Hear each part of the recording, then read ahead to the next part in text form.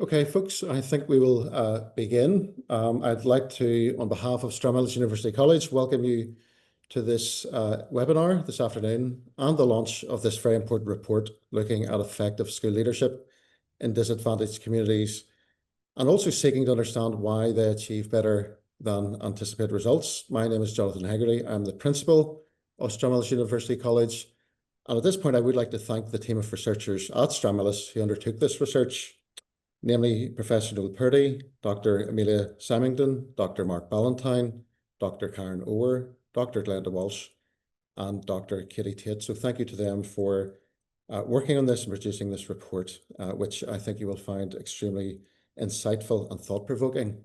We are, of course, also very thankful to our funders, and I am very pleased now to hand you across to Angila Chada, who will speak on behalf of our funders this afternoon. Hi, everybody. Thank you very much, Jonathan. I'm here on behalf of Belfast Charitable Society and representing the funders, who were the James Kane Foundation and the Mary Ann McCracken Foundation.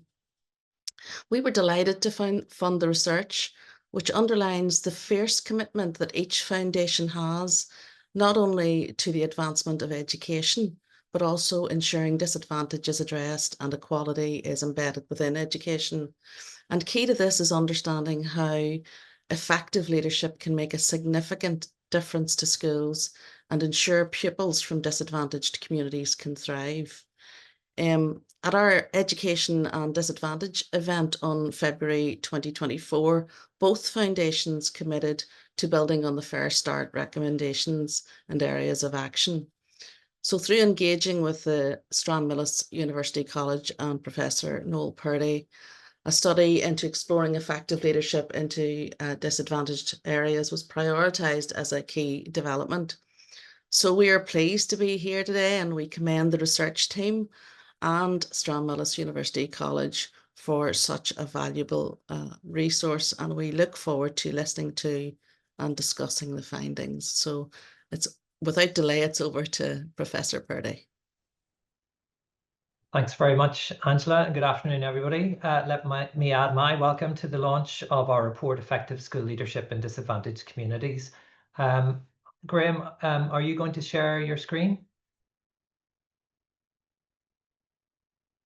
Here we go. So if you just move on to slide 5.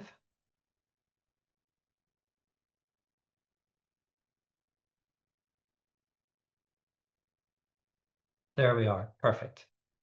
So at the outset, I would also want to extend my sincere thanks to our funders, that's the James Kane Foundation and the Mary Ann McCracken Foundation, whose vision and generosity have made this project possible.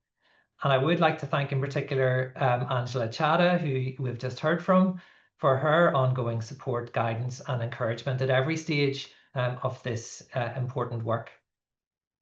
I'd also want to take this opportunity to thank the members of our expert reference group, whose insight and challenge have been invaluable throughout. You'll hear more from some of them later. So Sir Robert Salisbury, Lady Rosemary Salisbury, Kathleen O'Hare, and Dale Heaney from the Department of Education. So we're going to present the research report over the next 30 to 40 minutes, and then we have a special guest panel of experts to engage in a panel discussion, chaired by Dr. Karen Orr, but stimulated, we hope, by questions proposed by you through the chat function on this Zoom call. So please do pop your questions into the chat at any point during the report presentation so that Karen can get a chance to have a look at them on the way through. Thank you very much. And now on to the research itself. Next slide, Graham. The project was inspired by a striking passage in the 2023 Independent Review of Education report, Investing in a Better Future.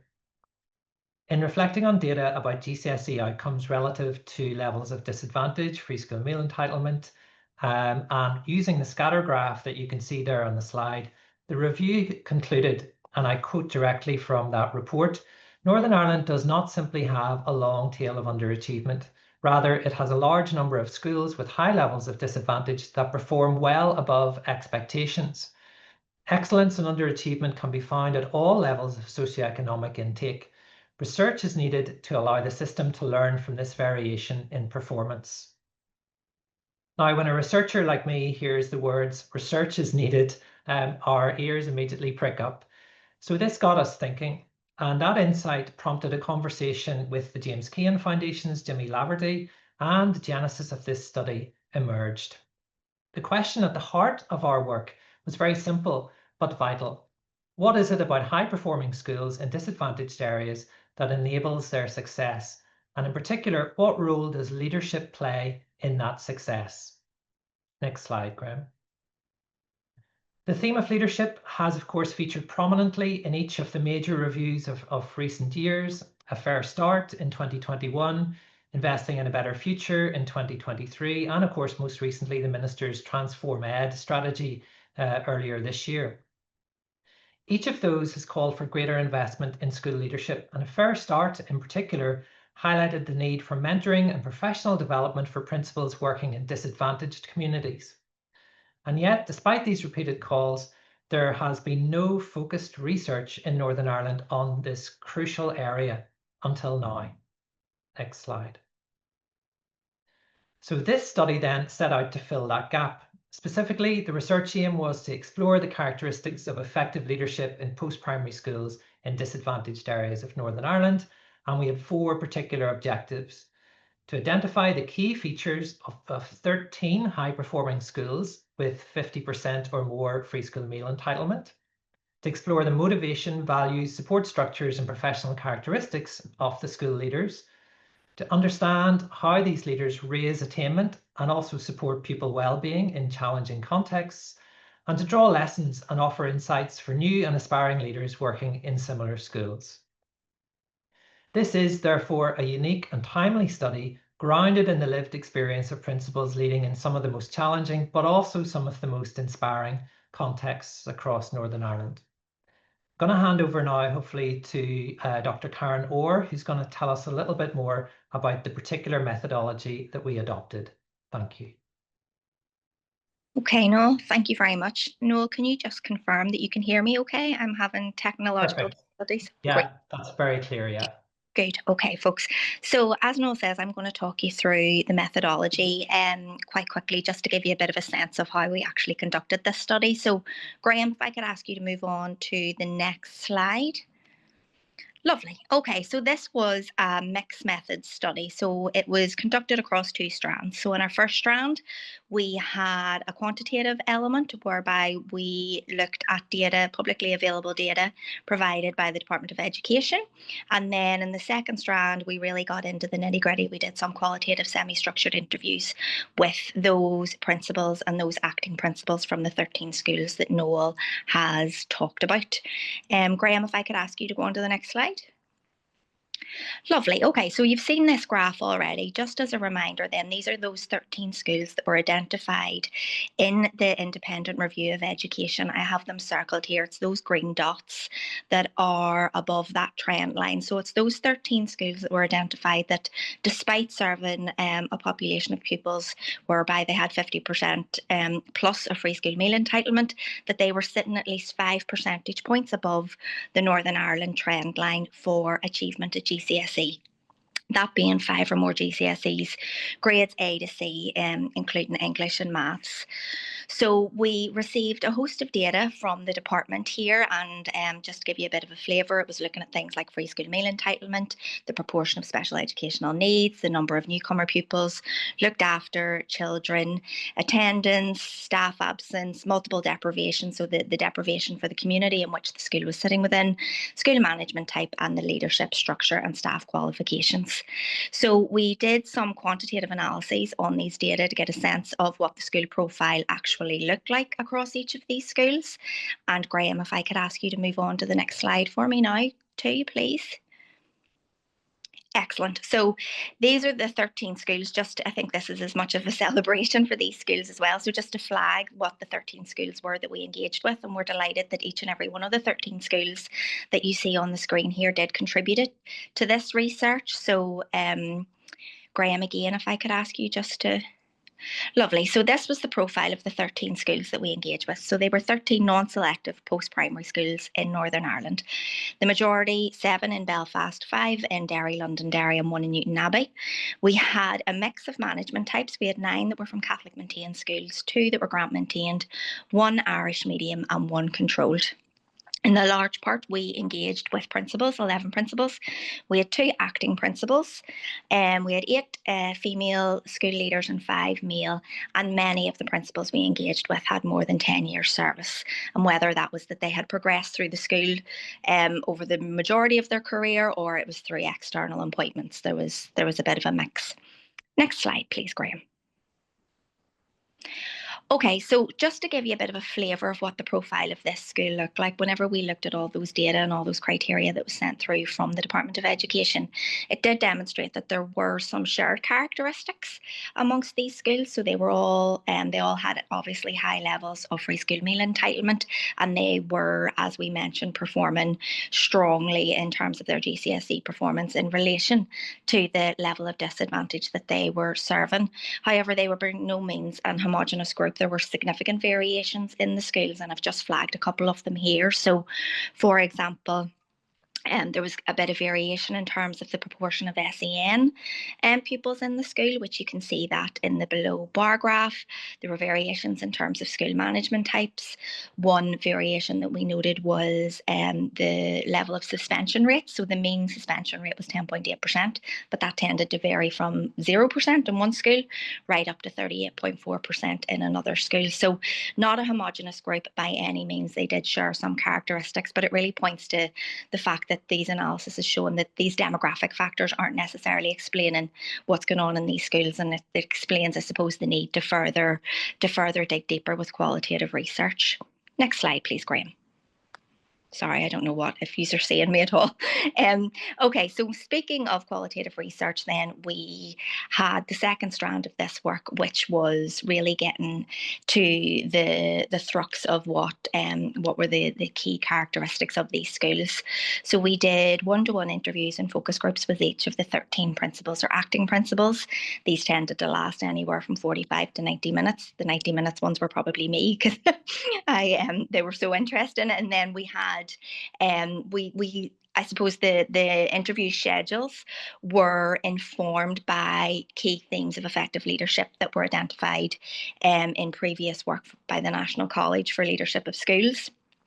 And these 5 themes really anchored, I suppose, our interviews with the school leaders, where we talked about their vision as a leader, like their motivations for becoming a principal.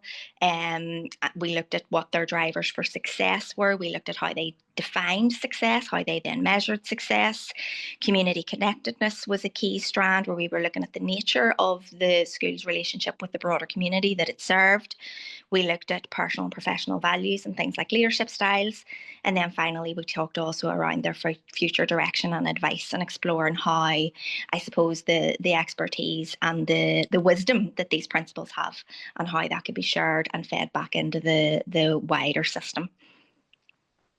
I think that's me. Thank you very much. I'm going to hand over now to Millie, I believe. Thank you so much, Karen.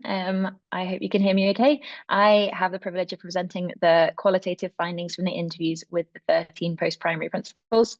And one of the things that became apparent quite early in the data collection was that there was a real wealth of experience in the group, with participants often having been in the school for quite a long time, providing the opportunity for them to build up deep community knowledge and familiarity with their context. And it's that deep-rooted connection that led to one of my favorite quotes of the study. One of the teachers told us, "I started here as a substitute teacher and I never left. I just worked my way up." If you want to flick on in the slides, Graham, the first theme, and one more. The first theme we're going to look at was that of vision. Now, we asked the principals to tell us about their experience in those initial 100 days in leadership and how they formed their direction of travel. And there was quite a broad spectrum of experiences. Some of the leaders told us that they started their role, and really their kind of job in that initial 100 days was to sustain the momentum that was already in place. So for those principals, their school was already performing well, their principals were already achieving, and their task was just to continue to maintain that progress. However, other principals told us that they inherited more challenging contexts. Some described their schools as having considerable debt, low pupil intake levels, and things generally just weren't going well in the schools. So for those principals, their vision in those early days revolved around restoring their school's reputation and rebuilding its morale. Generally, the leaders tended to take up their positions without having a fully formed vision. So rather, their vision grew and was shaped through listening and consultation with staff and pupils and parents and other stakeholders. And in this way, forming a vision tended to be seen almost as a collaborative process. But once formed, the vision tended to cluster around these 4 key strands. The first is that of attainment, that is wanting to ensure that pupils achieve academically. The second focus related to community service, providing a high quality education for all of the pupils in the local area. The third strand related to well-being and the holistic development of students. So for example, one of the principals told us that their vision was to see each child well-rounded, supported, and with their individual gifts developed. And then the final focus for the vision tended to be that of individualized learning, ensuring that the needs and potential of every pupil is fully addressed. Then, having established a vision, we asked the leaders how they communicated that with their staff. And the participants emphasized that communication about vision couldn't really be done as a one-off event. Rather, it needed to be an ongoing process with governors, staff, pupils, and parents all sharing ownership in its direction. And this vision can be developed and redefined with leaders making data-informed minor tweaks in order to stay responsive without losing sight of their long-term goal. Overall, the principals told us that vision was something that should be held firmly in core intent, but flexibly in its expression and delivery.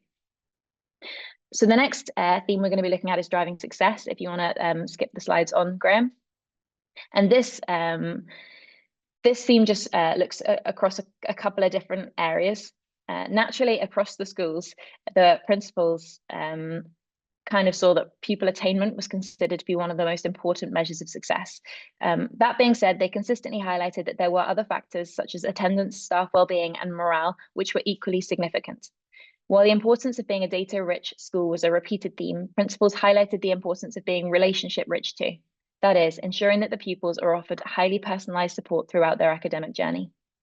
In terms of curriculum, leaders placed a strong emphasis on ensuring it was dynamic, responsive, and fit for purpose. Alternative pathways were identified for pupils who are at risk of disaffection, and the principals emphasized that they would make deliberate efforts to ensure that classroom learning had a future pathway in mind. So flexibility was key, with some schools adapting their curriculum each year based on the unique needs and profiles of the incoming cohort. The aim was destination-focused success, with careful guidance provided to ensure each pupil was set on a realistic and fulfilling route. As one principal summarized, if you don't have focus in life, if you don't have anything to aim for, what's the point in coming to school? What's going to push you to get those qualifications? It's all about saying to the pupils, this is possible for you, dream big. Across all of the schools, a strong positive culture was described as foundational to success. Principals consistently spoke of a palpable sense of warmth, welcome, and respect, where everyone was treated equally. A strong commitment to child-centered practice was evident across all responses, and the leaders saw their role as being supportive, appreciative, and visible. Staff loyalty and resilience were consistently highlighted as defining characteristics for driving success across the schools. Almost all of the leaders emphasized that having the right fit for their school in terms of staff was considered as important as having someone with the right qualifications. As one participant explained, you might have someone with a first-class honours degree, but through the interview, you'll know that they won't fit in your school. You need to be a very special type of person. Finally, all participants considered well-being to be foundational for driving success. Emotional and mental health were prioritized alongside academic achievement, with many leaders highlighting the foundational role of well-being in enabling learning. This wasn't just important for the pupils, though. Staff well-being was also prioritized. Moving on to the third theme, that was of community connectedness. And our third theme, Graham, if you want to skip on just one. Our third theme looks at how the leaders are able to connect their school into the community context in order to better support both staff and pupils. A striking feature across the interviews was how many of the staff in the school were former pupils themselves, and that rootedness brought credibility with families, instinctive empathy for the challenges that the young people faced, and a shared sense of identity.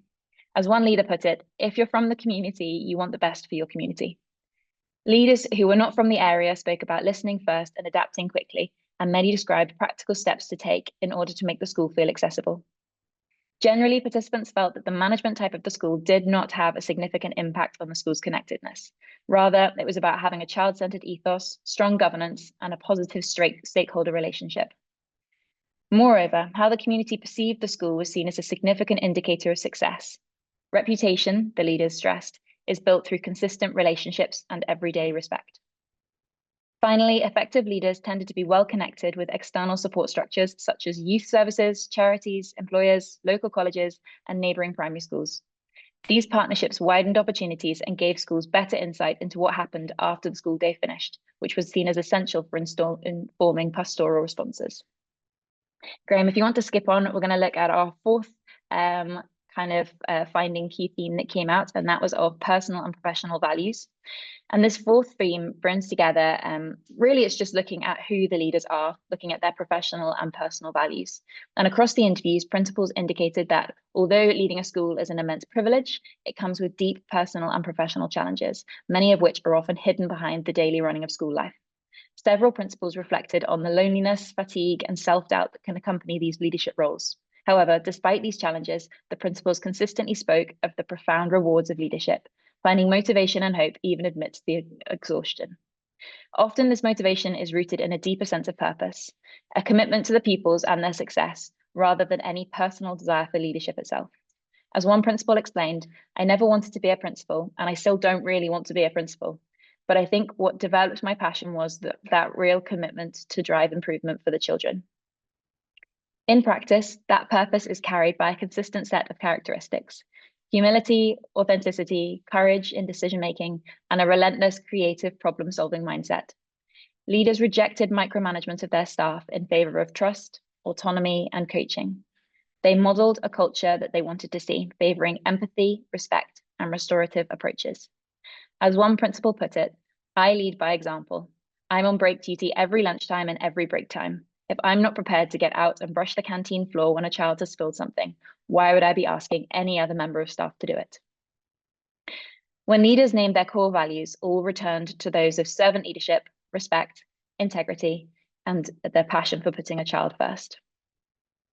So looking at our fifth and final key theme, if you want to flip on, Graham. In reflecting on their personal features, the principals expressed a range of thoughts about their roles, the evolving nature of leadership, and the importance of succession planning. Although each principal's perspective differed, a common theme emerged. Leadership in education is a dynamic journey that requires adaptability, a recognition of personal limitations, and the commitment to ensuring that the next generation of leaders is prepared for the challenges ahead. The principals interviewed were invited to share their insights and advice for those aspiring to leadership positions in education. Many of the principals emphasized that the ability to build and maintain positive relationships is essential. The principals described how any aspiring leaders must foster connections not only with staff and students, but also with the broader school community. They emphasized that leadership in any capacity requires hard work, clear focus on the long-term goal, and the humility to accept that you might not always be popular. As one principal summarized, the best advice I ever got: find the thing that keeps you awake at night. That's what you're meant to be working on. When asked about the future of school leadership, many of the principals emphasized the importance of effective recruitment and teacher training. They stressed that emotional intelligence and pastoral care were critical skills that new teachers must possess to succeed in schools. Once principal explained, there's so much more that needs to be done in teacher training. I see people come in and I know they won't last 5 minutes. They've got great grades academically, but emotionally, they've got no empathy. When asked about their own personal future, the principals recognized that leadership has a natural lifespan. Some of the principals expressed an interest in sharing their experiences and mentoring younger principals in order to ease their transition into leadership roles. One principal explained, I'm not intending to go to any other school, but I probably would like something that would share experiences with younger principals, because there's nothing that prepares you for sitting in that chair. I'm going to hand back over to Noel in just a moment, and he's going to talk you through the conclusions. But first, I just want to finish with one of my favorite quotes from the project that I wasn't able to include in any of the slides, but I really felt that it summed up the kind of core of what we heard in this project. When I was interviewing a school leader, I asked them what motivated them, and they replied, every day, every decision, no matter how small it is, I always give it everything I've got. Thanks so much. Thanks very much, Millie. And just from the comments that Millie has quoted there, you can see the passion and the enthusiasm and the drive of the principals that we spoke to. we're involved in a lot of projects here at Stranmillis and in the Centre for Research and Educational Underachievement, but this has to be one of the most inspiring projects that we've been involved in. And repeatedly, the team have spoken of just how inspirational the principles were that we spoke to. And Karen was absolutely right. It was very hard to get away from these principles, and usually the only thing that got us away was that they had another appointment in their diary, but otherwise we felt as if they could have spoken to us for much longer, and hopefully those principals enjoyed the opportunity to reflect on their own leadership styles as well. So Graham, if we move on to the next slide, and a few concluding thoughts. So first of all then, while all 13 schools we studied share the challenge of serving communities with high levels of disadvantage, as Karen mentioned, they're far from identical, and that came through even more strongly from the interviews with the principals as well as from the statistical information. They differ in size, management type, demographics, and of course local context. That diversity matters because it underlines a central truth, that there is no single template for a disadvantaged school or a school serving a disadvantaged community. Leadership must always be responsive to context, rooted in the needs of pupils and their particular community. Secondly, we identified 5 interconnected dimensions of effective leadership. We managed to find the letter C to start each of them, and that came through very powerfully in all 13 interviews. First of all, the first C, clarity of vision. The principals talked about the importance of a clear, compelling vision for their school and of constantly communicating and reinforcing that vision so that staff, pupils, parents, and the wider community share a common sense of direction. Secondly, then, championing children. These leaders very clearly put children at the heart of everything, not just raising attainment, although raising attainment was clearly a priority for them, but also ensuring that pupils feel supported, cared for, and able to aspire. They are both, as one principal said, data-driven and child-centered, and those two can coexist and can work together, using evidence to track progress while never losing sight of the individual behind the numbers. The third C then was connection, strong, authentic relationships right across the school with pupils, with staff, governors, families, and the community are essential. Many principals describe treating every child as if they were their own and building schools that are genuinely part of their community rather than apart from it. The fourth C is character. The personal qualities of leaders really matter, and we learned that very clearly from the interviews with these 13 exceptional individuals. Integrity, humility, resilience, and compassion came through very strongly, with many describing their leadership as rooted in moral purpose. For some, it was rooted in their personal faith or a deep commitment to social justice. And the final C was continuation.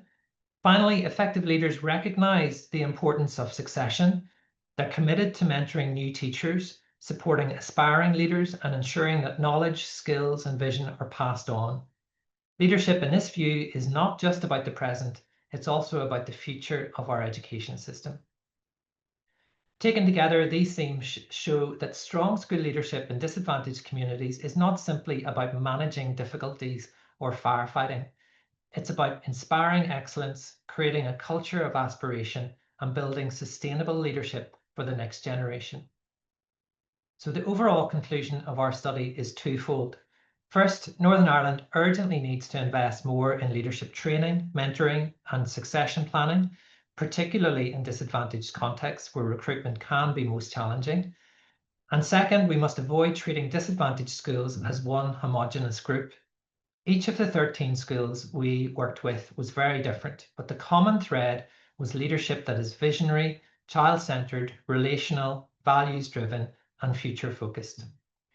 These are the leaders who are ensuring that young people, regardless of background, can flourish, achieve, and thrive. It was a tremendous privilege for us as a group of researchers to lead this research, and I hope this presentation, and we've really rattled through it quite quickly. It's an 80 or 90-page report, but we've summarized it for you today, and I hope that this has given you a flavour and encouraged you to read the full report, the link to which I've put in the chat.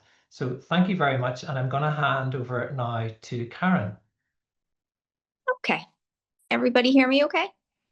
I can see you, Noel, if you can nod. Yeah.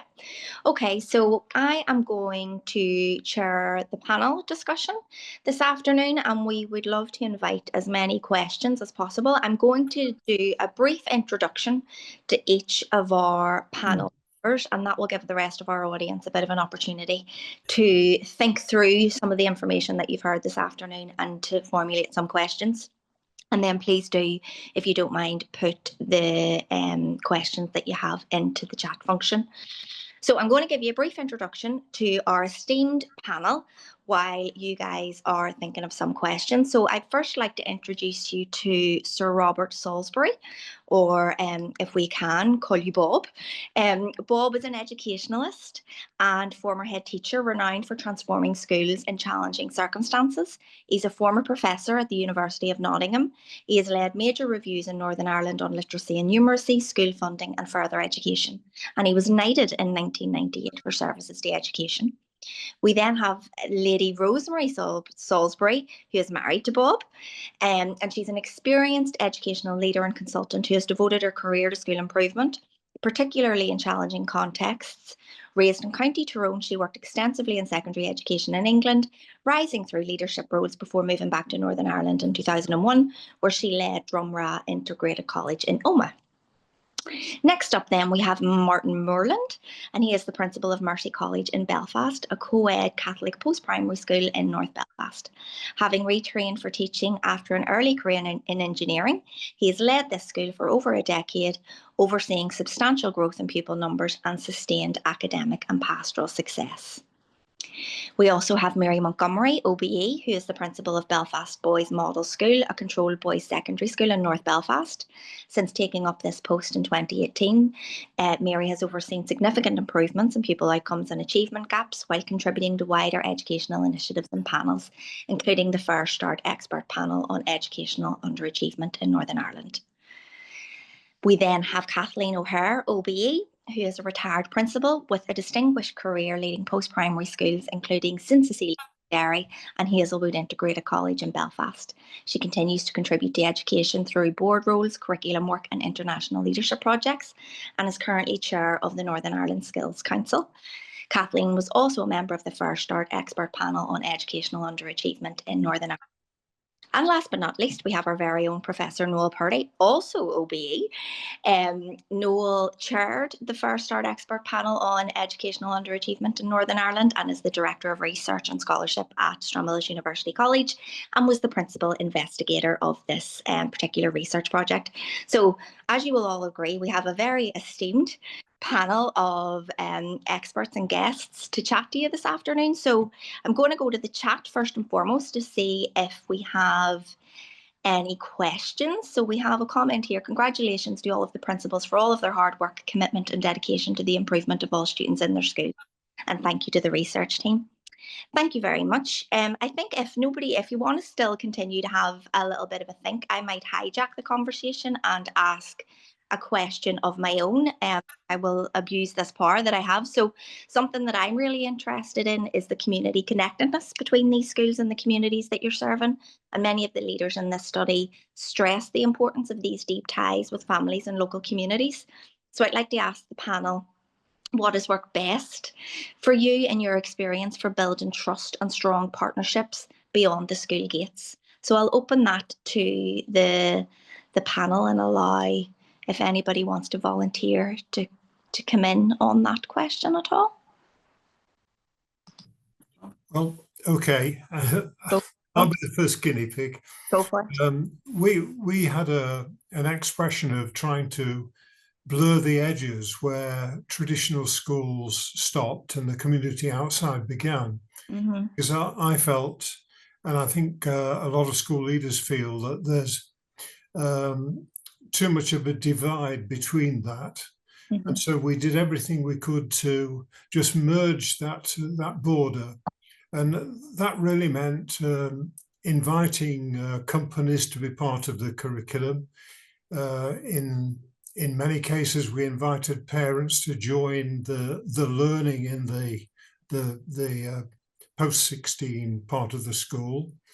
And we just worked entirely to make the school feel totally part of its community. One of the early things we certainly had to do was to change the image of the school and the perception of it.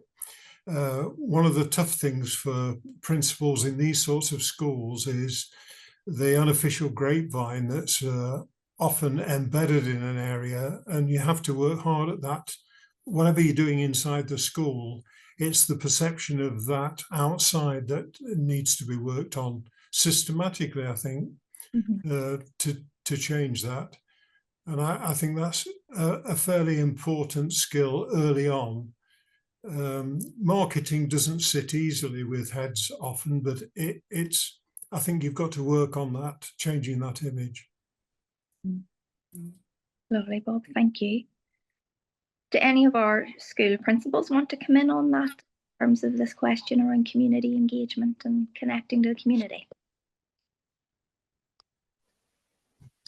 I could come in. I think it's really important, Karen, and one of the ways I think that we have really been successful is recognizing the teachers have a certain skill set, but actually connecting with community leaders in the community, local football teams, boxing clubs, all of these things. It's very much about how you can try to break down barriers and to allow children to remain in school, you know, kids maybe who don't have the confidence or whatever, and how you can use, because quite often you look at them in a classroom and their behavior, and then you see how they can be very disciplined when it comes to boxing or football and things like that. So actually trying to get those people into the school to speak with them, and for just to have that connect with many of the children. I think also with regards to employment, we would run courses like a cash course, and that's early years, you know, for children and the need out there. So again, that feeds a lot of our students who maybe aren't going to go on after maybe 7 years in secondary education to university, but actually they're highly sought after out there in the community. So actually, you know, it's how you actually bring the community in and how you're actually working with the community and feeding into the community, you know, that actually I think can really develop strong links, you know, where you become more than, as Sir Bob has said, you know, just a school, you know, it's breaking down those barriers in a sense, you know, to allow that to and fro with your community. Oh, sorry, go on. No. One of the things I found very practical and useful was conducting SWOT analysis with the feeder heads and community groups, business groups, and parents and guardians. And that worked very effectively. And we soon created a picture of basically why they weren't sending the kids to our schools, and then involved them in the improvements. And as we were making improvements, we held similar meetings, feeding back to them exactly what we'd done, and if they had any further suggestions of where we should go next. And I find that incredibly valuable. Especially when I left Drumrah, I was invited back to 5 schools over 5 years in England to help them improve. And wherever I went, I conducted these SWOT analyses and extensions of them, and they were very powerful in their impact, mainly because parents and stakeholders could see these people are serious about improving, and we know exactly what they're doing to make those improvements. Karen, I think that in reading through the report, the 13 head teachers have already dawned on them, you know, and they should be lauded for this, that their school is very much in the community.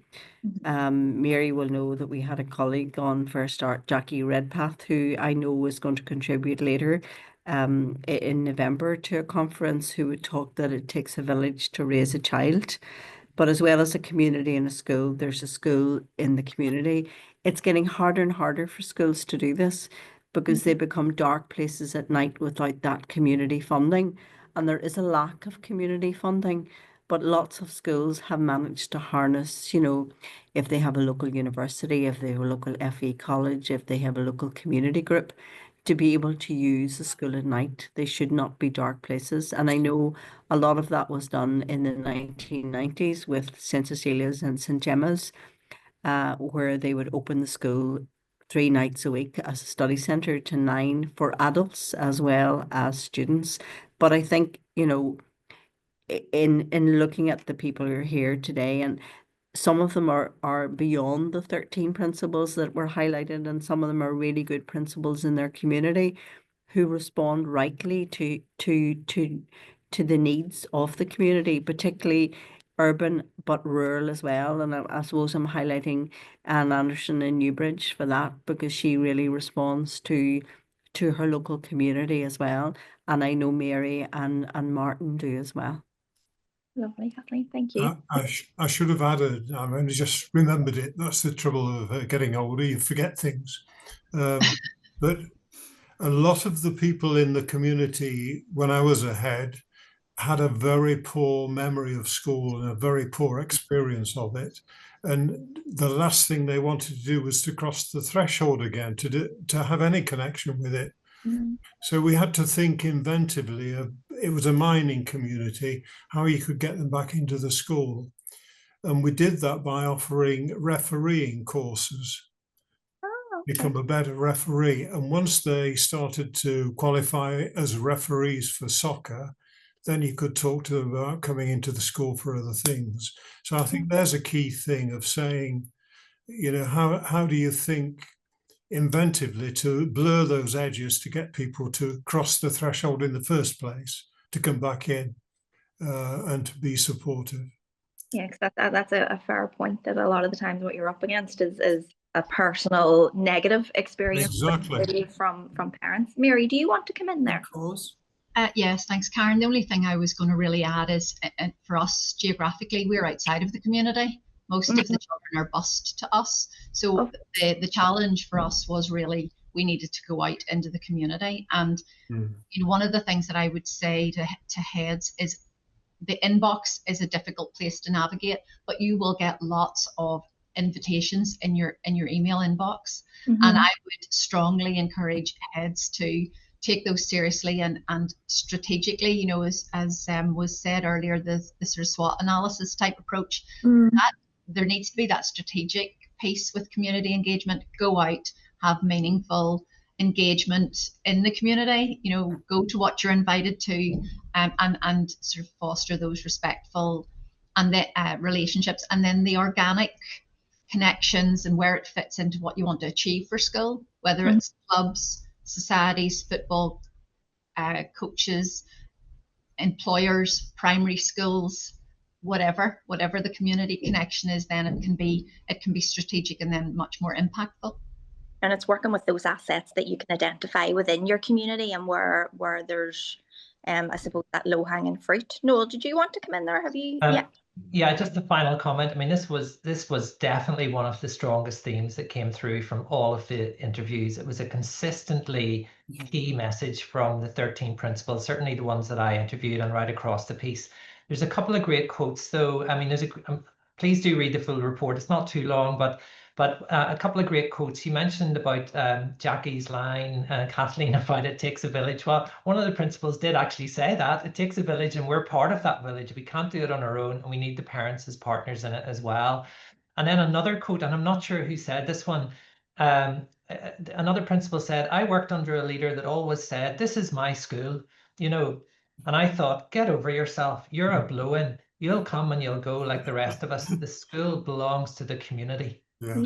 And I thought, so we've got those quotes in the report. Please do read the full report. But this was definitely, you know, a key message. I mean, the literature talks about contextual literacy or community connectedness and so on. And it was one of, if not the key theme that emerged from this piece of work.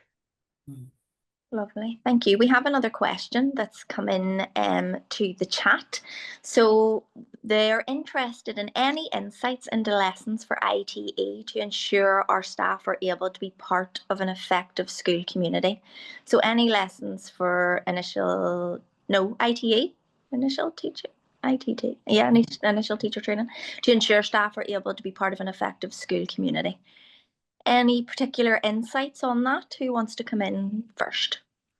Can I pick up on that, because that is a particular challenge, because quite often the teaching profession is filled with middle class people who have gone to grammar schools if they're in Northern Ireland and have gone through middle class universities, and then they land in an area of socioeconomic disadvantage and it is unrecognisable to them, and they believe that real poverty doesn't exist.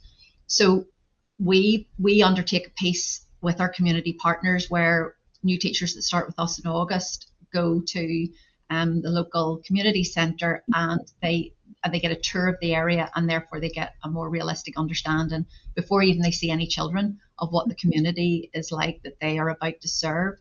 So I suppose upstreaming that, possibly having an arrangement whereby every student has to do a placement in an area of socioeconomic disadvantage might be a sort of systematic response to that. But that is really, really important. That's a really important piece, that they understand the context, and most unfortunately don't. Yeah, thank you, Mary. Anybody else want to come in?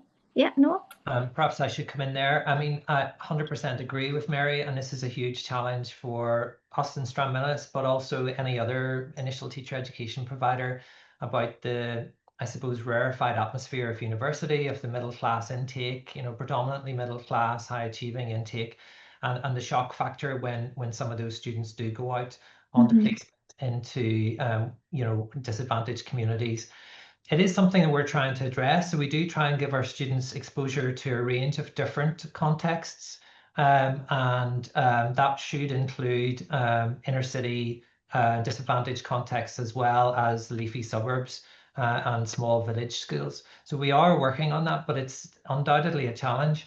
Interestingly, one of the principles, and it's in the report as well, did talk about a process of induction for new staff, that they really needed guidance, because even if they'd had maybe a short placement in a similar school, starting to work there full time still required a lot of induction and support, and as you say, Mary, kind of an introduction to what that community looks like, feels like, and what their priorities are as well. So it's certainly a challenge for us in initial teacher education, but it is something we're aware of, and something actually we recommended in First Start as well. I'm sure that we should do more, and some of my colleagues in Stranmillis do teach modules on educational disadvantage and underachievement and so on. So there is work in progress, but we can always do more. Yeah, Noel, one of my first principals sent us out on home visits around the Bogside in the 1980s, Mimi Peterson, and it was probably some of the best learning for us.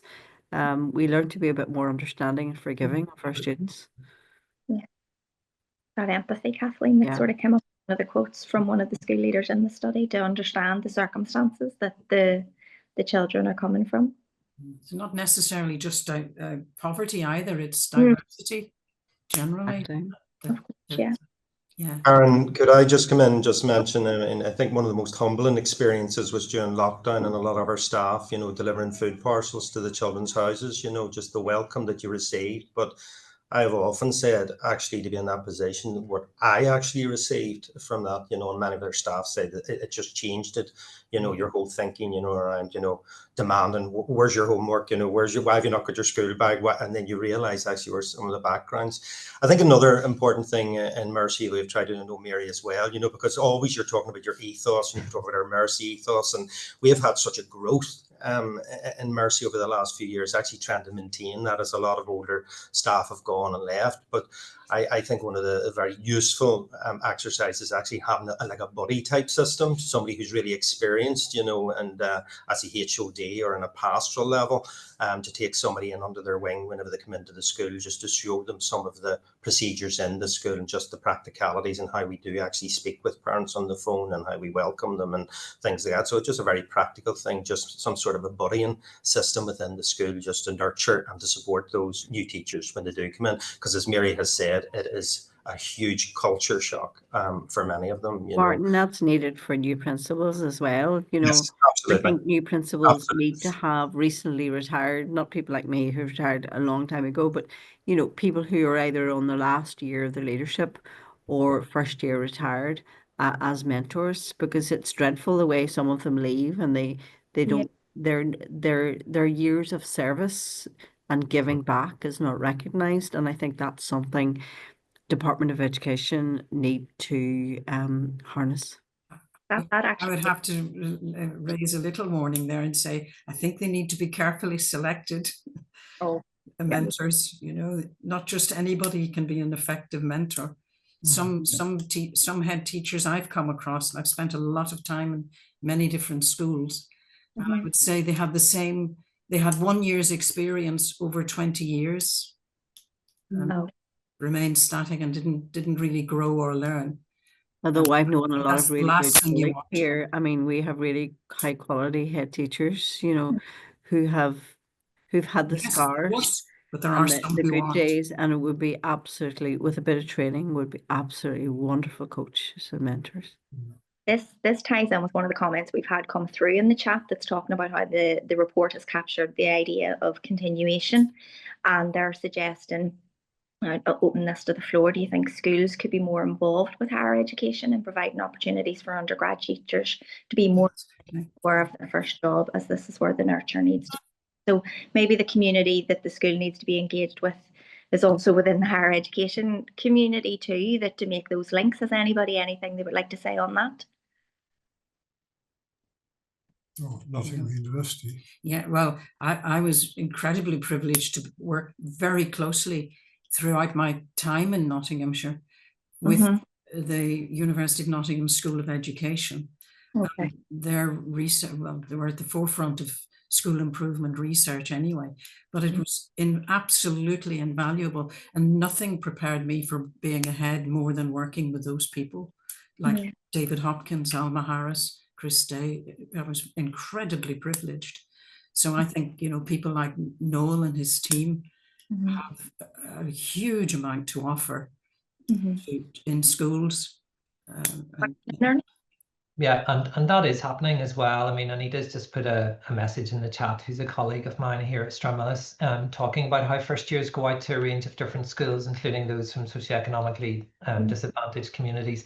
This is something that we're very passionate about in Stranmillis, not just from the research point of view. I mean, obviously this piece of research will be, you know, very valuable reading for our students, but there's no substitute for getting out into the community, as you all know better than me. You know, getting out and actually learning about the community, you know, spending time there, you know, learning about the particular needs. And we do have good links. We do bring in principals from many schools in inner city areas as well to speak to our students, as well as our students going out into those communities as well. This was actually practical stuff like, you're all probably too young to remember the Elton Report. 1970s, late 70s, 80s. They developed an entire project on school, they called it discipline in those days, based on that report. So every school in Nottinghamshire was able to be involved in that if they chose to. And again, as I said, we learned so much about how to improve behavior and behaviors for learning. No, we should also be using Noel's group is quite capable of that too. Sorry, ladies. We should be using those people in FE as well, those people on higher level apprenticeships. It strikes me the fact that, you know, further education, higher education being a different department, we don't have those great linkages, but there are a lot of people in childcare and different courses whose placements would be extremely relevant to schools, and they would add that thing about real skills as well. Speaking with my skills council hat on. I was actually delighted to see in the report that the emphasis is given to succession planning by heads, in that, you know, a marker for me of the best leaders, it's how you grow the staff in your that you're leading. You know, how are they different 5 or 10 years on from when you took over? And I think the best heads always are moving their staff one click ahead of the experience of the staff. The minute complacency is seen, you click them on another click. And seeing how they've grown at the end of your period as head is an important thing. The best measure of success, the success rate, or one of them. There's another question's come in. Or sorry, Noel, were you going to come in on that? Yeah, I was just going to come in quickly to say that one of the suggestions that was made by several of the principals was some form of not quite phased retirement, but some way in which maybe towards the end of their career, experienced principals could be released for a day or a couple of days a week to precisely, go around and support aspiring or newly appointed principals. But that would take a sort of system-wide facilitation. I mean, that's not possible for one principal to do in isolation, but I thought it was a very powerful suggestion. And we had that, Noel. Yeah, we did, didn't we? We had that in the Partners in Leadership. Because I remember going, being sent out to a number of people who were having difficulties or needed support. And it was during my last number of years of headship, but I don't know what happened to that. I think maybe, as Rosemary said, sometimes there wasn't the best matching, and that might have been an issue, but I think there's still real value in that. But you can't do that without having some training in coaching and mentoring, because there's no point going into somebody's school and telling them, okay, well, I'd fix it this way, because the person needs to find the solution themselves and to be coached through that. So, and I know there were coaching courses as well, because I remember Carmel McCartan and I been on them. But all of that seemed to die between RTU and something else. So I think all of that needs to happen. Otherwise, we're not going to have anybody applying for the job when Martin and Mary hang up their boots. They need to, we need to stay in educational leadership here. Yes, I found the best way. It was part of my contracts back in England. I started off in Bradford, then to Hull, Doncaster, and so fairly tricky areas. And I found the best way to do that, Kathleen, or the only effective way, you needed to be based and grounded in the school. One day a week they can put on a show for you.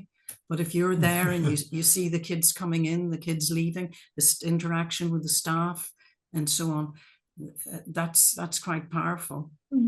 Yeah.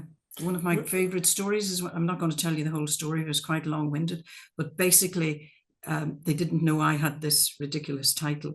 I just had my badge, was said Mrs. Salisbury, and this little boy who was mesmerized with the first day there, 1,200 kids surging through the gate, he's standing next to me, and the little girl had asked, her tutor had told her I was lady, and I said, oh, my badge. Said, that's fine. Have you had a good day? Yeah, great. Lunch were great.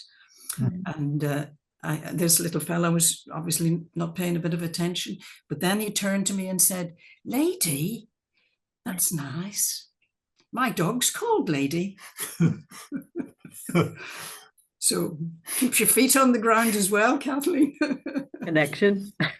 I'd love to see, Noel, to take one click backwards and have a scheme for aspiring heads where you move them around schools. The trainee heads thing in England that ran for 10 years took aspiring heads who were about to apply for headship, put them in another school for a year, so they saw a totally different, they might be in a high achieving school, we'd put them in a tougher school, so they saw another side of it, and then ran training for them on everything to do with headship during that year. So they hit the ground running when they finally were appointed. And that was a very powerful way of using existing heads with experience, but also giving the aspiring heads a flying start to things. I've been trying to push that for a long time because it was very successful in England. So I think definitely a key message there for some sort of systemic measures to ensure that we are maintaining that sort of expertise and that experience. I'm going to quickly move on. There's a really interesting question that's come in that I would love to get your feedback on. So One of our colleagues has asked, do you think that you have to rely much more heavily on the goodwill of colleagues in areas of socioeconomic disadvantage, as staff members may have to provide a lot more time outside their core hours supporting children with a diversity of needs? And is that hard to navigate? And in my experience, it's not even just time, it's teachers bringing in resources, equipment, and even food for young kids. So I would like to get your feedback and your thoughts on that in terms of the goodwill, I suppose, of teachers within these communities and how you navigate that as school leaders. I'll maybe pick up that initially, and that's so true. It's not just goodwill, but it's the stamina that teachers need, whether they're newly qualified or not, to get through the day, because it demands of you in all sorts of ways, not least emotionally. And you're carrying, if you're involved in pastoral work at all, you're carrying a great deal of burden associated with the experiences that pupils have. But that's got to then, for us, we've got to centre our practice around staff wellbeing. There has to be recognition, cognizance, acceptance, but also strategy as to how you ameliorate that on a day-to-day basis. So there's a lot of filtering goes on in my role of the external pressures. At the moment, we're all being bombarded by Transform Ed, and it's fab, but it's, the inbox is full. So you're running interference all the time between all of the external demands on staff, and then internally, and scones and things like that go a good way, to making people feel better, but it needs to be more than that. Staff wellbeing has to be real and clear, strategic focus on what can you do to support and to encourage and to facilitate good staff wellbeing, good work-life balance, and that's not across the system. That's just staff, individual staff in individual schools, and that's really difficult, because there's not a lot of cognizance of our well-being as leaders. But you've got to park your own well-being and put the staff first in that respect. So really that's the big piece to me. It's building the resilience of staff. Yeah. Karen, could I come in on that? I'd just like to say, I came into education late. Engineering is a fancy. I was landing tip heads under lorries, and I'm glad I'm not doing it at 60.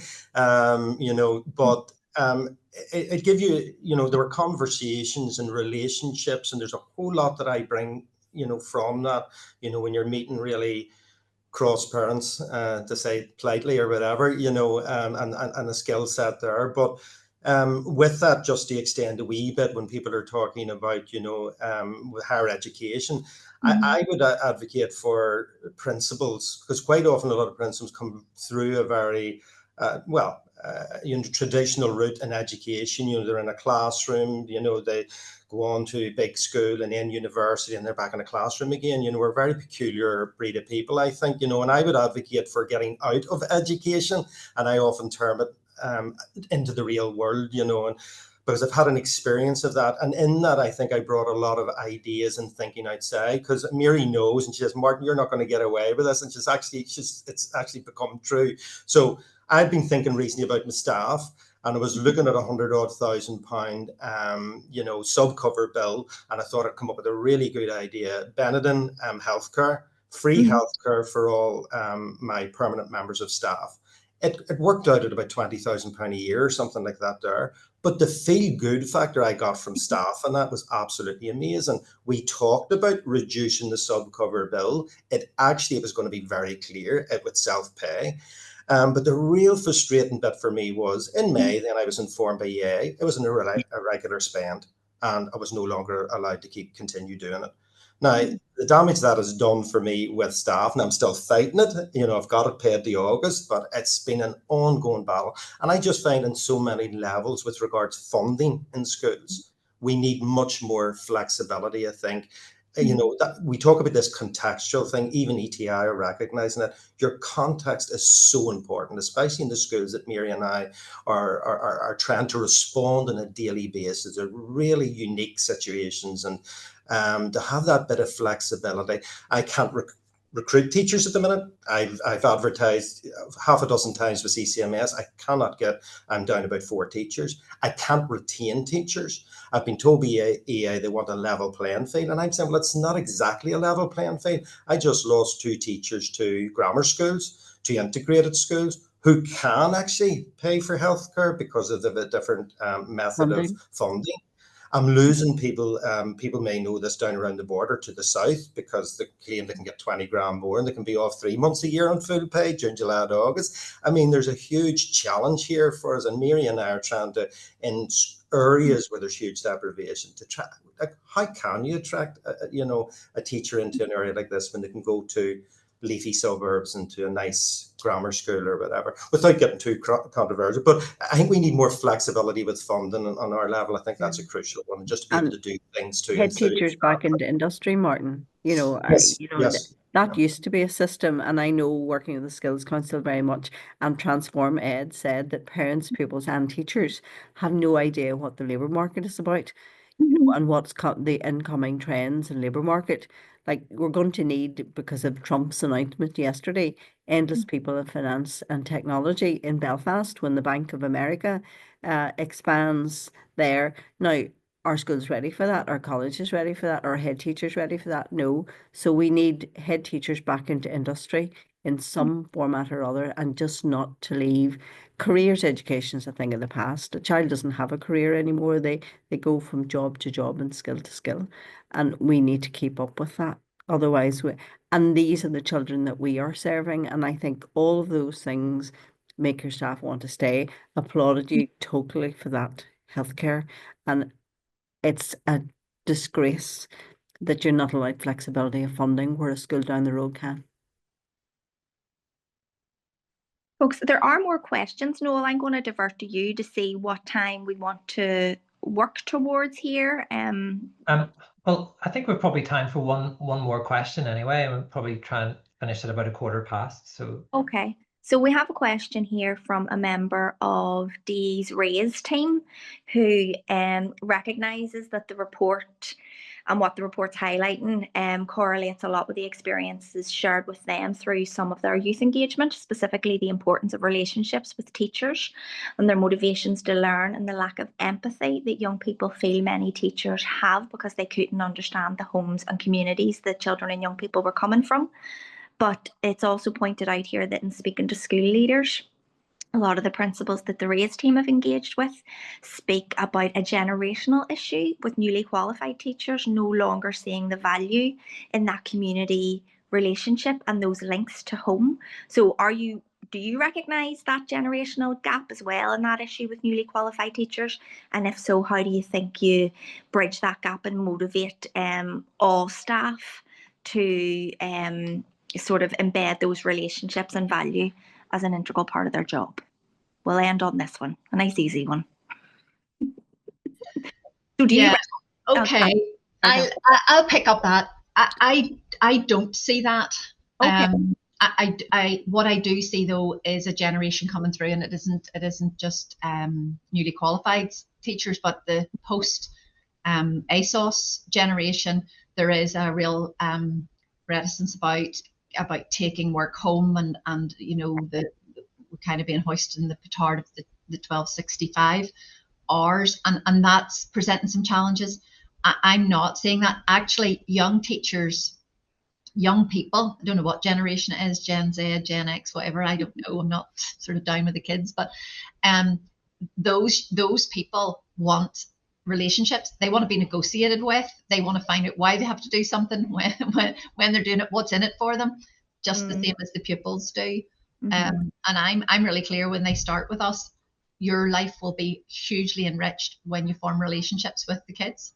That is the love of the job. It's just apologies, that's the noise of people laughing outside my office.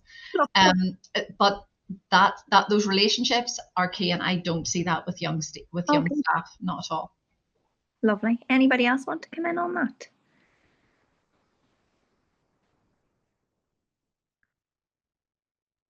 I think that's where the mentoring and coaching come in, because young teachers have this idea of how they're going to teach, maybe the way they've been taught, but it all changes when you get to a school that has so many challenges, but yet so many opportunities, and you really feel like it's an important job you're doing. And I think the word vocation about teaching is not trendy to use at the minute, but teaching is a vocation, and it's a really worthwhile one. And if I was going to translate the 5 C's into anything else one line, it would be those principles saying, whatever it takes. Yeah. Yeah. I think we were muted there. I was trying to. Can you hear that? Yes, we can hear. Yeah. The key thing I think in both our cases was turning up at school every day and having a smile with youngsters, and it was a delight to go. I mean, there are stresses in the job, obviously there are, but the real wealth of the job is seeing people improve, picking up their potential and having a really good fun laugh with them. Looking back on my time as a head, it is the best career I ever had, far better than universities. A lot more fun, a lot more laughs. And if you don't laugh as a principal at least 10 times a day, there's something wrong with you, because kids are such humorous, fabulous people. We're very privileged to have had the opportunity to be among them and have some influence on their lives. I think that's a lovely sentiment, perhaps to end on. Noel, I'm going to pass back to you, but first I want to say thank you so much to this fabulous panel. We could chat to you all after, but I think that's a nice sentiment to stop, and I will pass over to Noel to close. Thank you so much, everyone. Thank you. Thanks very much, Karen. And it just remains for me really to thank quite a number of people. First of all, again, just to thank the funders. We heard from Angela earlier on, but to thank the James Kane Foundation and the Mary Ann McCracken Foundation. Both co-funded this project. It's been an absolute privilege for us to carry out the research, but we couldn't have done it without the funding. So huge thanks to Angela, Paula and Jimmy and the whole team there at those 2 foundations. Karen has already thanked our panel. What a wonderful panel that was. And we could have talked much longer, and you can see how much passion and enthusiasm there is. And we experienced that across all 13 interviews. Thanks to my incredible research team. You've heard from some of them today, Millie and Karen, but also there's Katie and Glenda and Mark for their dedication and all the hard work that they put into this project. To Graham and Sarah from the marketing department for keeping us right through this webinar and from trying to disseminate the research to a wider audience. And of course, thanks to you, our delegates, for taking the time out this afternoon to join us. Whether you're watching this live or whether you're watching a recording in the future, we hope that you have enjoyed it. We have found this piece of research incredibly interesting, challenging at times as well, but deeply inspirational with the principals who are working in very challenging circumstances. And we hope, and we sincerely hope, that this report will help to stimulate discussion and stimulate further professional development for existing and aspiring head teachers across all of our schools in Northern Ireland. So thank you very much, everybody, for joining us, and I hope you enjoy the rest of your day. Thank you.